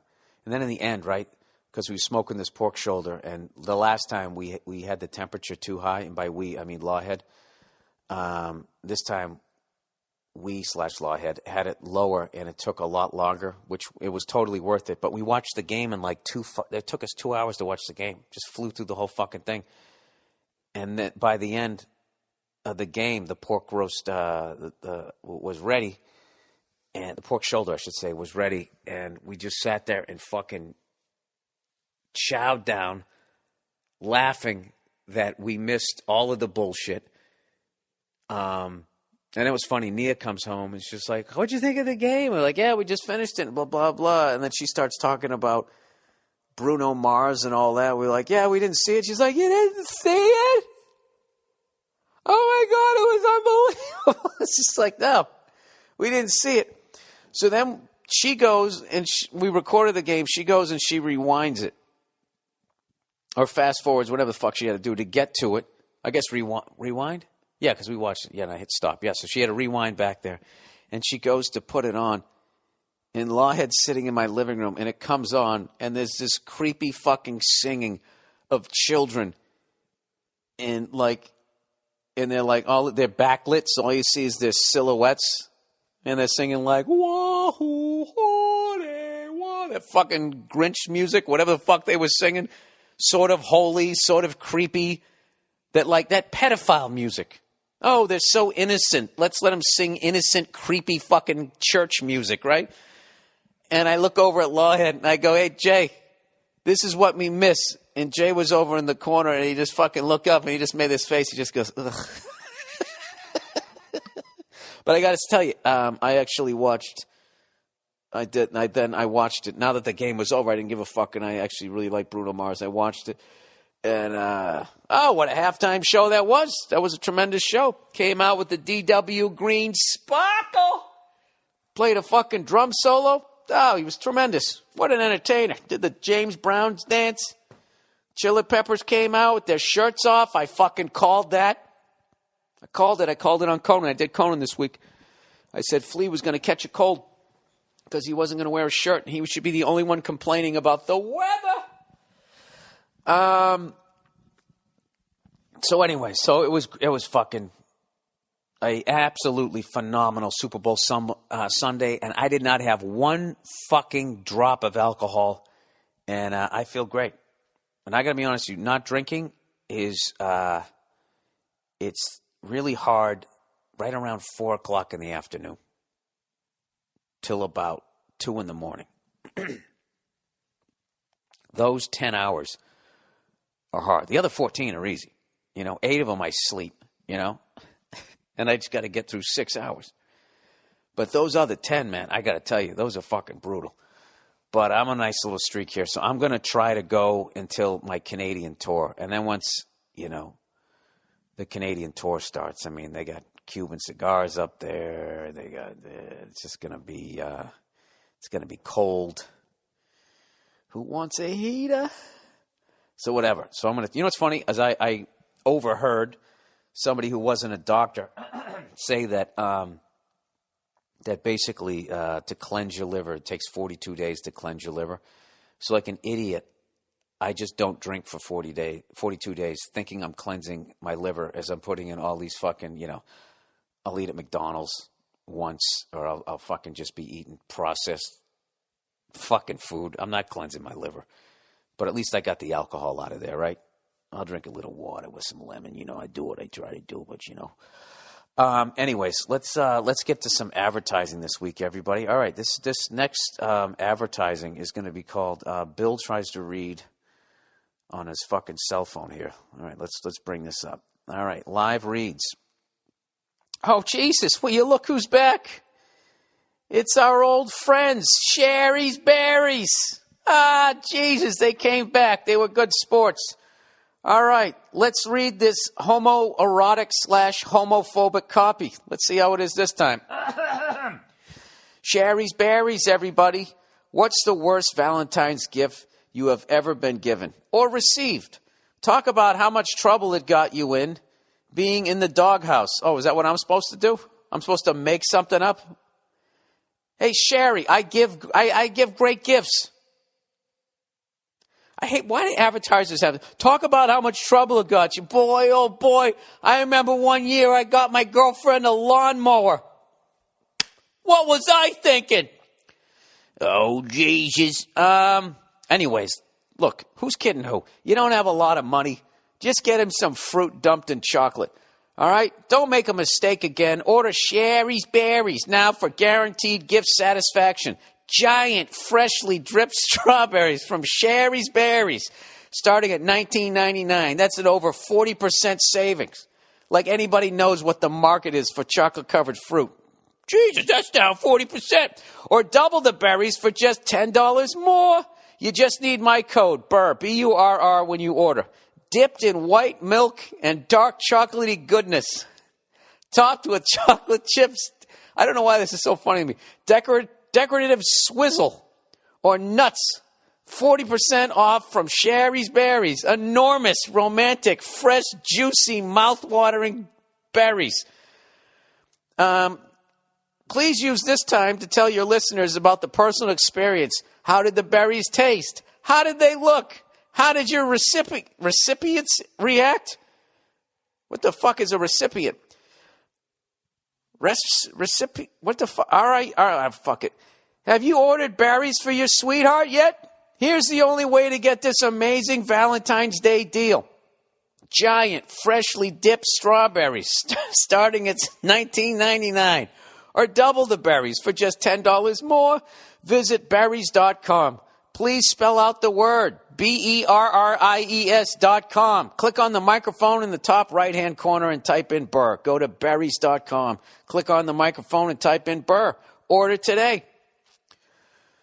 I love that. Like, you're going to get in trouble for some weird gift, but then you just get them this, whatever. I got to stop doing this, man. I'm going to lose everybody. God knows nature box is not talking to me anymore. Bunch of babies. Pro Flowers. Pro Flowers, everybody. Forgetting Valentine's Day is as bad as forgetting her birthday. I debate that. I mean, they're both bad, but I would say forgetting her birthday is worse. You don't remember when I was brought to this world? You can't just do it. Wait, you just can't do it, and you can't wait until the last minute. I'd rather blank than forget Valentine's Day. Hey, advertisers, I'm not doing the work for you, all right? Write out the copy. Talk about how much you like flowers. Oh, Jesus, I always skipped through them as a kid. I'd rather see Peyton Manning win a Super Bowl than forget Valentine's Day. Or even if it's not forget, it's always wait till the last minute and then be screwed. Listen, you guys know the deal, all right? This is one of the great gifts you can get for Valentine's Day. Why? Because it's easy and it shuts her up. Get 12 red roses with a free glass vase for $30, or upgrade to 12 red roses with a premium ruby vase and gourmet chocolates for just $9.99 more. Classic romantic red roses with a box of chocolates. There you go, sweetheart. And you pat her on the ass. Pro Flowers is quick, easy, and delivery on Valentine's Day is guaranteed. You can't beat the price or the convenience. And I back that 100%. It's about as easy as it can get. Best value. Get it done early. Choose the delivery date and check it off the list. Even if you already have plans for Valentine's Day, you still need flowers delivered, which is, you have to. It's a must. The longer you wait, the harder it will be to find any flowers at this price. Here's the only way to get this deal. Limited time Valentine's Day deal. 12 red roses, including a free vase for $29.99, or you can upgrade to the premium vase and chocolates for just $9.99 more. $40. $40. You make the call. You make the call from a sports bar while you're drinking with your buddies, ignoring her text. Okay? That's how convenient this is. Go to proflowers.com, click on the blue microphone in the top right-hand corner and type in Burr, B-U-R-R. That's proflowers.com. Click on the microphone and type in Burr. Order now. This deal expires soon. All right. We got 2 more. We'll do those a little bit later. All right? Yeah, the people at Nature's Box weren't happy. Why weren't you happy? Because I said the obvious, just eat a fucking banana. All right, let's get into the questions for this week. How far are we? I'm feeling 40 minutes. Ooh, 39:19. The internal clock of a comedian. All right. Los Angeles water shortage. Hey there, Billy Waterwell. I heard Los Angeles is going through a drought. But what are people doing about it? Are people shutting off sprinklers? No, they're not. My friend says they still run the sidewalk sprinklers in his neighborhood every night, unless it rains for a few nights straight. How does this area come back from something like this? How's your doomsday bunker coming along? All right. Here we go. Yeah, well, basically, people will run their sprinklers until the government says, hey, don't run them anymore. So we haven't gotten to that point in the drought where you can't run your sprinklers. So that's why people are still running them. And it rained yesterday. So I think we're going to be all right. But I would ask you the same question. How is your doomsday bunker coming along? Personally, I don't have one. And I take great comfort in knowing that I can only die once, and that just without water, I'll be dead within 3 days. So I've had an unbelievable life. I have no desire to survive the apocalypse. You know, just at the very basic level, the lack of toilet paper, toothbrush, and toothpaste, that alone, you know, watching my teeth turning brown, having to slowly yank them out, you know what I mean? The loss of electricity and listening to your stereo, that alone, it's not worth living anymore. You're going to go back to fucking living in a clan, some goddamn cave or some shit. I guess the garages will be the new caves of the, of the millennium here. Do you know, you know what? After the Super Bowl was over, we all sat around a dining room table. I told you Neil hooked up the stereo because I was too stupid to figure it out. And we put on Dark Side of the Moon, which I have not listened to wire to wire in years. I would arguably... that might be the greatest album of all time. I don't think anything can touch it. And you know something? And I hope that you guys, can somebody out there tell me, and this is a vinyl question. I want to know on album.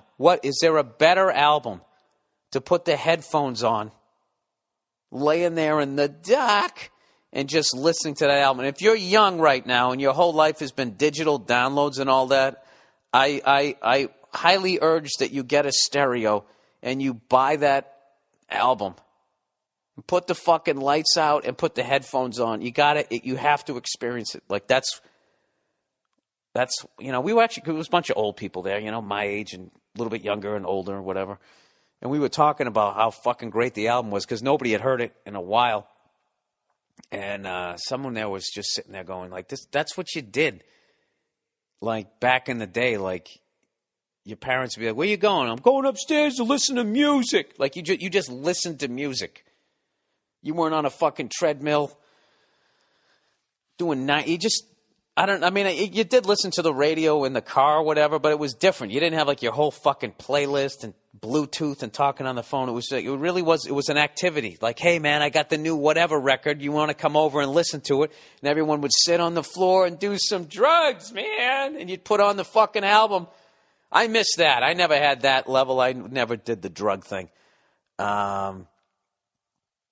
But I don't know. That just made me think of Philip Seymour Hoffman, man. What a fucking tragedy that is, huh? Jesus Christ. You know, I actually saw him. I was dating this wonderful girl, and I fucked it up, of course, because I'm an idiot. In like the late 1990s. And Philip Seymour Hoffman and John C. Reilly did a play called True West. And they would switch parts every other show.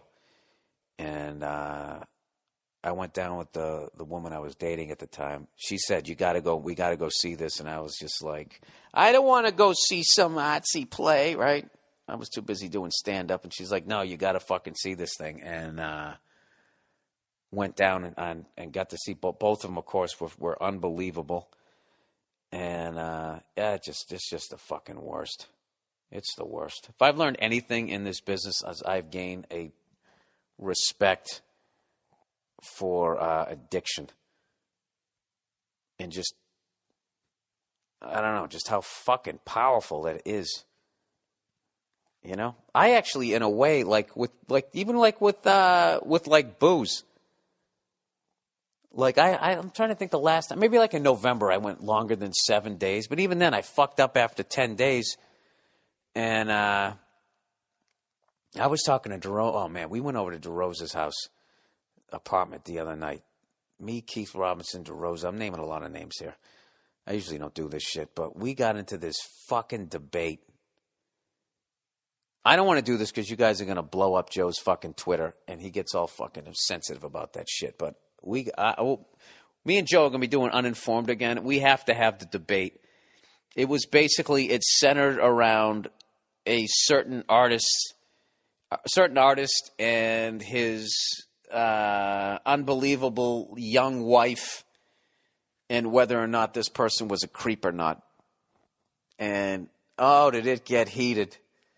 Joe actually got so mad. You know, like when you get so mad, you're standing up and you imitate the other person in the argument while you're doing a dumb dance.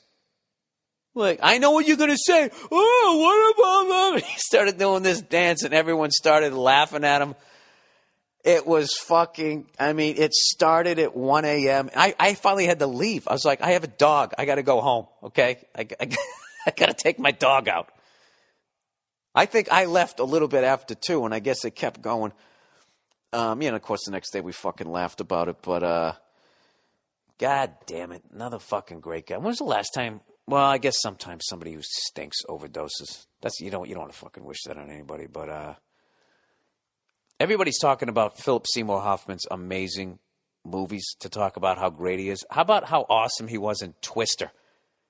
That guy was such a great actor. He was even great in Twister.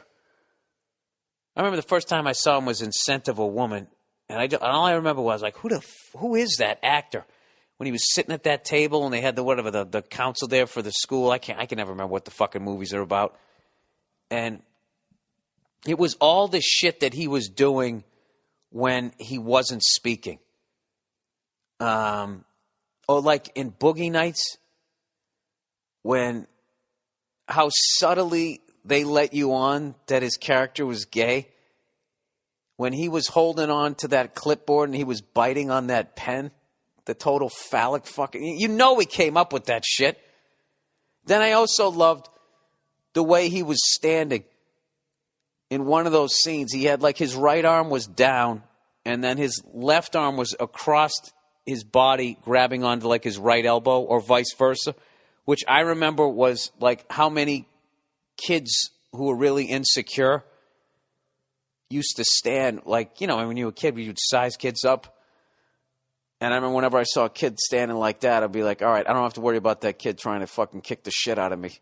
Anybody who stands like that is the guard. I didn't know that it meant guarded. I just thought it meant like you were a pussy or something like that. But I never saw an actor make a choice, even though I've seen a zillion human beings do that. I saw him do that in like Boogie Nights. And, how great he was in Big Lebowski, just everything. I've never even seen Capote. I'm embarrassed to say that, but it just sucks, man. He was one of my favorites. That fucking blows. All right, that isn't funny, right? This isn't what this is about, this podcast. This podcast is supposed to be making you laugh, get you a great start to your day. All right, let's continue on here. So in answer to your question, sir, I have no plans for the doomsday. I'm going to get a bat. That's what I'm going to do. I'd get a gun, but, I'm going to shoot it without earplugs. My ears already ring from playing drums. And, then what? Then I win the battle, and then my ears ring even more, and I'm walking around with tinnitus, and there's no fucking hope for a cure. Forget tinnitus. I'm just praying for toothpaste. I mean, fuck that. I don't want to live. All right, Sochi. Is that how you say it? No, Sochi. Billy SSR, have you heard how much the Olympics have cost so far? $5 billion. That's more than the last 12 Olympics combined. What do you think all the extra money is going? Or where do you think all the extra money is going? Do you have any Olympic predictions? Where do I think all the extra money? Well, they got to make all that snow and that extra snow in case it doesn't snow. I mean, just to cover a mountain in snow when it hasn't snowed, I mean, I figure that's got to cost at least $2 billion, right? I know it doesn't. I don't fucking know. What do I think it went? I think it's an unbelievably corrupt country, even more than the one that I live in. So I imagine all the scams that go on here go on over there because they're human beings just like us, and I think it's probably even fucking 10 times worse over there because of where their jump-off point was. We at least had a nice phony jump-off point in this country that all men are equal and everybody has the freedom of speech and everybody has the right to protest and no taxation without representation. We had we had a way better lie than they had in Russia. Russia was just, hey, everybody gets the same amount of meatloaf, man. Right? at least from day one, we knew that there was going to be people gorging off high on the hog and the rest of us were getting pig feet. We knew that shit. But as long as someone else was just getting the tail, we were happy in the middle class. And that worked for a long fucking time. And now it's over. Dude, how about like these fucking, how about these fucking 3 major bankers have killed themselves in the last week. And if we can get past, well, bad things happen in threes, that scares the shit out of me. I'm not going to lie to you. Those guys were probably all making 7 to 8 figures, I would think. And they fucking offed themselves. And there's no sign that a woman was involved that broke their hearts or, you know, I just, that is scary. Were they going to go rogue and say what was really going on? Are they just looking at that Ponzi scheme and just thinking like, yeah, there's no way to fix it. The wolves are at the door. I'm going to be the Oswald. I'm going to be the fall guy. So they fucking, I mean, that's just insane. What are the odds? What are the odds of that? When was the last time like 3 major oil people all killed themselves within the same week? For the love of God, can I get some conspiracy theory on this one? I would love to hear your theories. I'd love to hear them, you know, because that's the kind of guy I am. All right, where are we? Let's get on to the next thing here. Long distance hiking follow-up. Oh, all right, here we go. Hey, Bill, a few weeks ago, you asked for advice on how to deal with animals in the wilderness.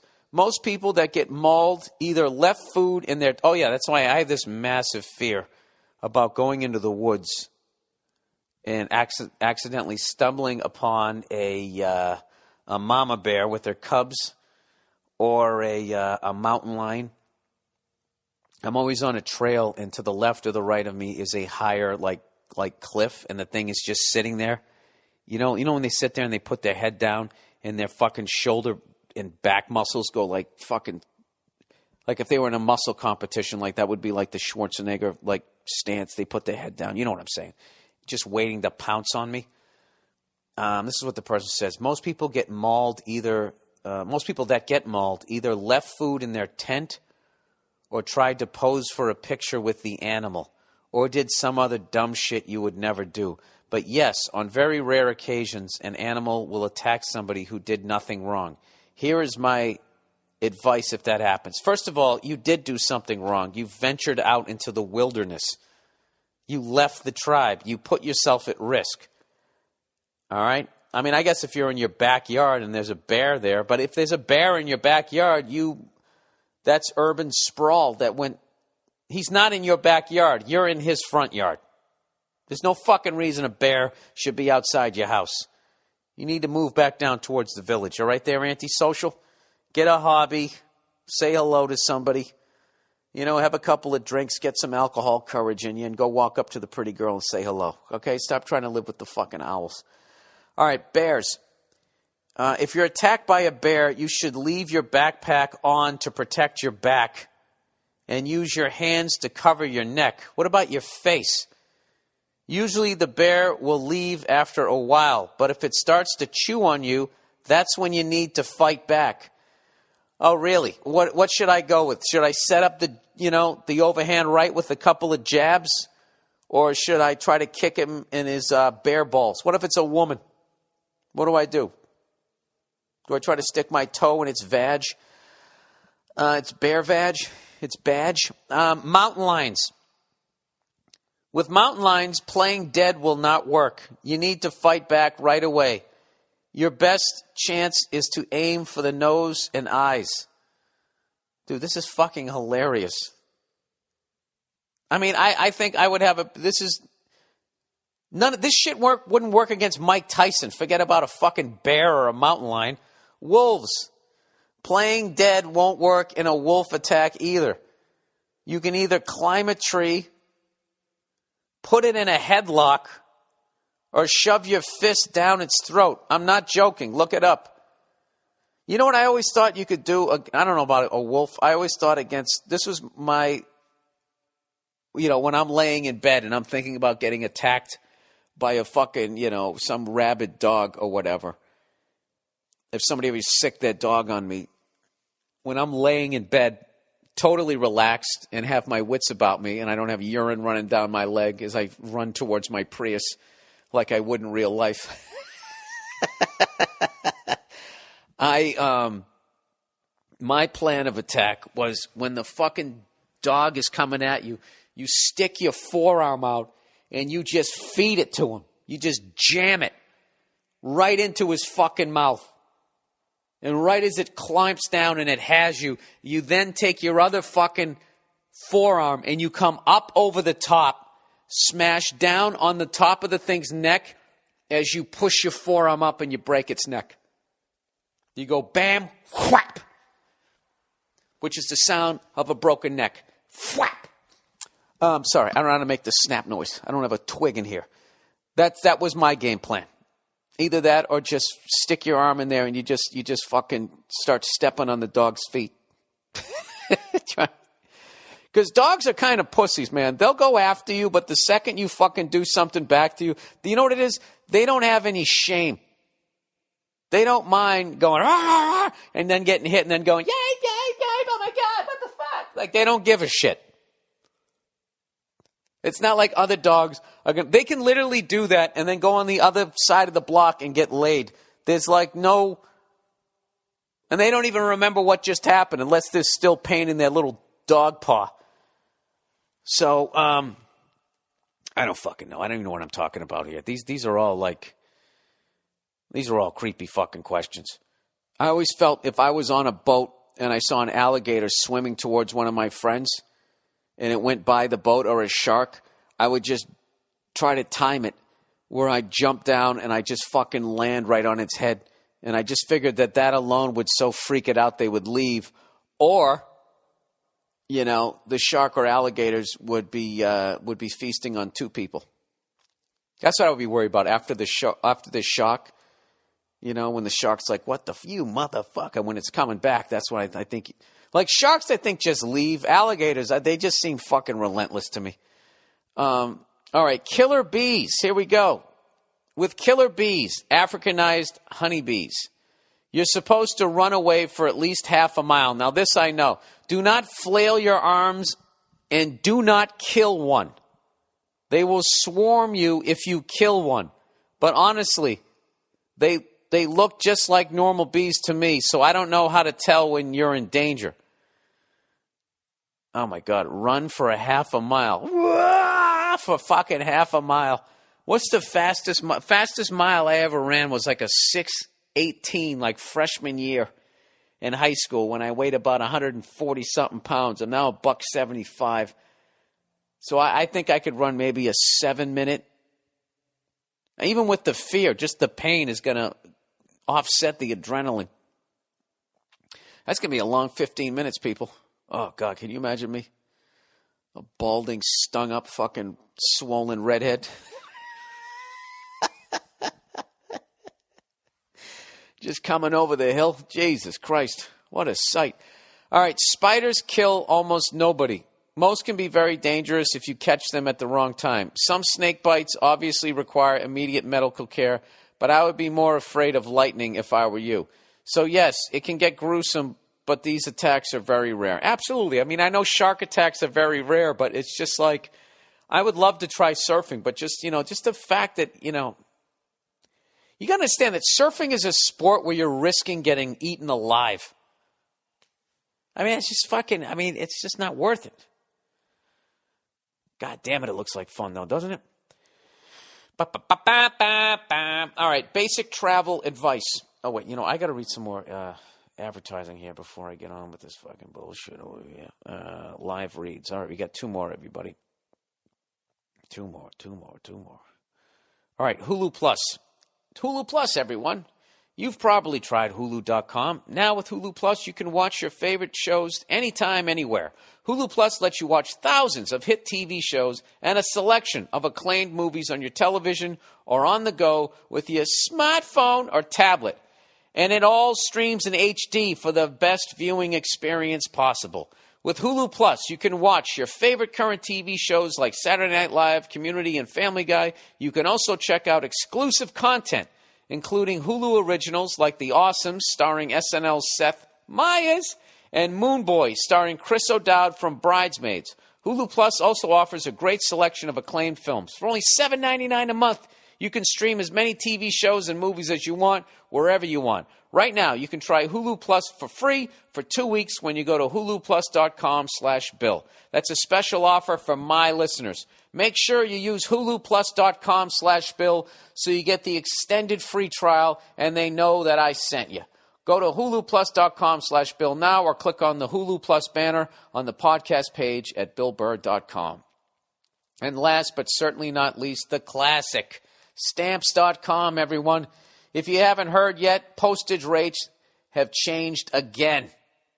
Because basically the post office is slowly going out of business. So don't get caught up in their awful business. You know what that means? The post office is even more crowded than usual. That's why you need Stamps.com. With Stamps.com, you'll eliminate those time-consuming trips to the post office. Everything you can do at the post office, you can do right now from your own desk. Buy and print official U.S. postage for any letter or package using your own computer or printer. And Stamps.com always updates the postage rates for you automatically. So you'll always get the exact postage you need the instant you need it. You don't even have to think. Plus, you'll never have to go to the post office again. I personally have been using Stamps.com for almost 3 years. It's so convenient and so easy, even a moron like me knows how to use it. Right now, use my last name, Burr, for this special offer, no-risk trial plus a $110 bonus offer that includes a digital scale and up to $55 free postage. So don't wait. Go to Stamps.com right now before you do anything else and click on the microphone on the top of the homepage and type in Burr, B-U-R-R. That's Stamps.com. Enter Burr. Oh, I lied. There's one more. eVoice. Last but not least. By the way, I'm fucking crushing these reads. eVoice, everybody. You're a business owner, but automated phone systems and secretaries aren't in your budget just yet. And juggling incoming calls yourself makes it hard to look like a professional. Here's something that will dramatically help you make more money in 2014. What is it? It's eVoice. Whether you're a business of 1 or 100, eVoice will help you manage all of your incoming phone calls. With a toll-free number, dial-by-name directory, and call routing tools, your business will sound like $1 million. Can't take a call? eVoice will transcribe the voicemail and email it straight to you. Never get caught off guard again. And with eVoice, you can try it before you buy it. Right now, just for my listeners, you can get a 60-day free trial to eVoice. Go to eVoice.com and enter the promo code BILL and at checkout. Take charge of your business and make more money in 2014. Go to eVoice.com and enter BILL at the checkout for your 60-day free trial. That's eVoice.com, promo code BILL. See, then I talked a little bit of shit, and then I fucked up a lot on the last one. But still, much better than the past there. All right, let's continue on here. All right, basic travel advice. Good morning to our fearless leader, Sir Billiard of Bald.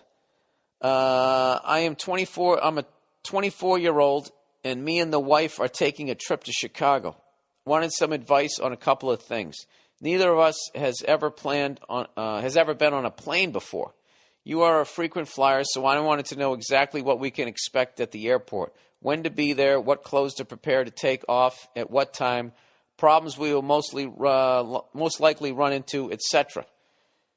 Jesus Christ, dude. All right, well, go ahead and pack and then take a third of that stuff and throw it over your fucking shoulder because you're never going to wear it. Depending on how long you're leaving, if it's just a weekend, I would go with the carry-on. If it isn't, I would check everything. Walk onto the plane with a couple of magazines and order a drink and watch and just enjoy watching everybody else fighting, for that overhead space. Fuck them. That would be my advice.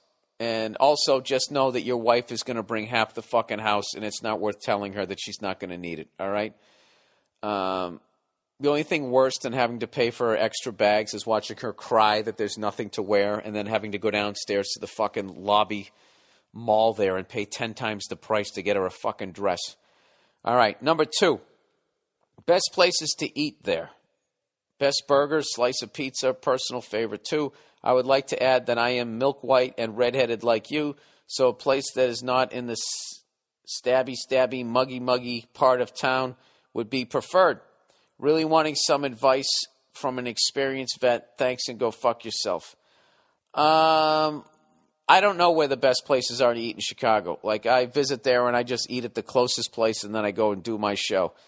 According to Jim Croce, the south side of Chicago is the baddest part of town. But if you go down there, you better best beware of a man named Leroy Brown. And I believe he has a custom Continental, and he has a Cadillac too. He got a 32 gun in his pocket full of fun. He got a razor in his shoe. Right on, and he's bad. Bad. I don't know where to fucking eat there. All I know is that what you should do, you can find all of that out on a website. One of those foodie fucking websites. They'll tell you where to go. But those foodie things can be wrong a lot of the times. What you want to do is ask a local. Wherever you stay, just find somebody who has a heavy Chicago accent and just say, listen, I'm a tourist. I don't want to go to the touristy place. Where do you go to get whatever the fuck you're looking for? You want a pizza, you want a burger, and that guy will tell you. All right? That's the way to do it. Okay? Here we go. All right. Oh, by the way, I forgot to mention when I saw that drum clinic, the Common Thread one, there was a musician there, Drew, of a band called Drew of the Drew. If you like not mainstream music and you'd like to see somebody who's really trying to do something different, check that guy out. I was very very impressed. It made me feel old. Like they were drawing from shit that, like, to me, I already considered like new music. Like all that DJ dubstep shit, like, to me is like came out in the last 6 months, even though it's probably been around for fucking 20 years.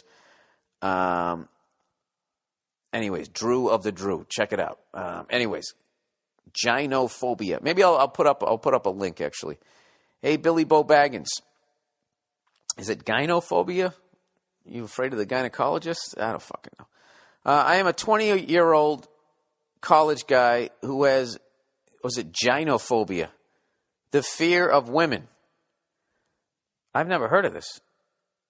He said, when I was a kid, I used to get the shit kicked out of me, and girls would always spread rumors about me, and it would really screw with my mind. Wait a minute, you didn't get along with men or women? Well, what were you doing? You know what? That's the last thing you needed to hear. Well, what's wrong with you? Sorry. Forgive me. I'm not a trained professional. So, you're asking a moron, and, I'm going to behave accordingly. Here we go. As I grew up, I started to resent and hate all the people around me. Then my mother tells me about false rape accusations, and that makes females look even more scarier than they already were. See, guys just kick the shit out of you. Females psychologically fuck you up bad and don't even have a tint of remorse or empathy. Oh, Jesus Christ. All right, dude. So your mother's a psycho, and she put all these fears on you. Yeah, you got to maybe I would seek some professional help before you turn into Norman Bates. All right, let's continue this. Then I hear about all the women raping men in the divorce courts and in general adding more fuel to the fear. Dude, you're overthinking this shit. I mean, you probably heard half of that from me, but I'm an idiot. Don't listen to me. He says, it's gotten to the point where when a female introduces herself to me, I just see her as a potential mind-raping and prolonged exercise of getting verbally abused. So I just always say, sorry, but I have somewhere to be right now. Goodbye. And I walk away. Sir, can I steal that from you? I want to use that next time I get pulled over. Got license resident. Sorry, but I have somewhere to be right now. Goodbye. And you just act like the Rain Man, and they'll fucking leave you alone. That's actually brilliant. He said, they scare me so much, but I'm still attracted to them. Oh my God, dude. Listen, you gotta get past this. Hopefully you're still young, and this is early on, but this is something where you are, everybody is trying to go towards the, we'll just call it, planet live happily ever after. But if you're off by just 1 degree, you're not really going to notice when you're 22, 24, But by the time you're 40, you're going to be about 1,000,000 miles off course. So let's try to get you some help. I would go see a therapist, sir. And I know I've been joking around, but I kind of have to do that because this is a podcast. But, well, actually, because it's a podcast that's supposed to be funny. Not saying you can't have a serious podcast. Yeah, I would go get some help quickly. And I would get rid of all those fears. And I would say a lot of the fears were probably put into your head by your mom when you were really young. And you need to try to get those out of there before they take any more root than they already do. Already have. Well, let's finish here. He said, my mind says stay the fuck away, while my dick says do it, fucking do it. But in this climate of unrestrained female hypo-agency, I don't know what the fuck that means. The shit that makes women invade male spaces and makes them change everything to suit them. Dude, you're taking your fucking fear of women. You're blowing by me. Listen, are you a great guy? If you're a great guy, there's a great woman out there for you. And it's a beautiful thing. They're not all like this. What you're doing is you're taking the worst of females and you're painting it with the broad brush. All right? Oh, Jesus Christ. I'm relating to this guy here. He said, I'd rather stay celibate for life. All right, no, I don't relate to that. I am a loner to a vast degree, but I got a loving family to back me up, so I ain't on the fringe or anything. I plan on just working towards my career in it. Did I write this like 20 years ago? Jesus Christ. Plan on just working towards my career in education, but either way, I'll have to deal with women, and it's been hard to do so lately since my social skills tanked over the last 9 months. Trauma conga line of horrific events happened, and I am working on getting the confidence back through Brazilian Jiu-Jitsu. I already lost 11 pounds, and I'm starting to feel a lot better. All right, well, just don't go choke out any women. All right? Or try to put them in the triangle. He said, anyways, is there any way, but martial arts are a great way to build self-esteem from what I've heard. Anyways, is there any way to get rid of the insane fear I have about women, or is it just 15 years of hurt that'll take almost forever to undo? Thanks, and go fuck yourself 6 ways from Sunday, and good luck with your stand-up. All right. Oh, so you're only 15? Is that what you're saying? All right, dude. First of all, it's great you took up Brazilian Jiu-Jitsu. You should know how to defend yourself, and don't be a cunt about it when you become a black belt. Use it to save nerds and protect yourself, but never be a bully. And then as far as women, I would actually try and talk to somebody about this. And I would try to have more of an open mind. Because right now, if you're only 15 years old, or even if you're young in your early 20s, mid-20s, you're basically, you got the lottery pick as far as women goes. All right? They're all available. All first-round draft picks. Bunch of first-round draft picks just sitting there. And, you know, depending on when you open your mouth and start talking to one is when you pick in the draft, if you know what I mean. Sooner rather than later. But I would just talk to somebody about some of your issues. Maybe at school they got some free fucking therapy or something like that if you're too young to pay for it. But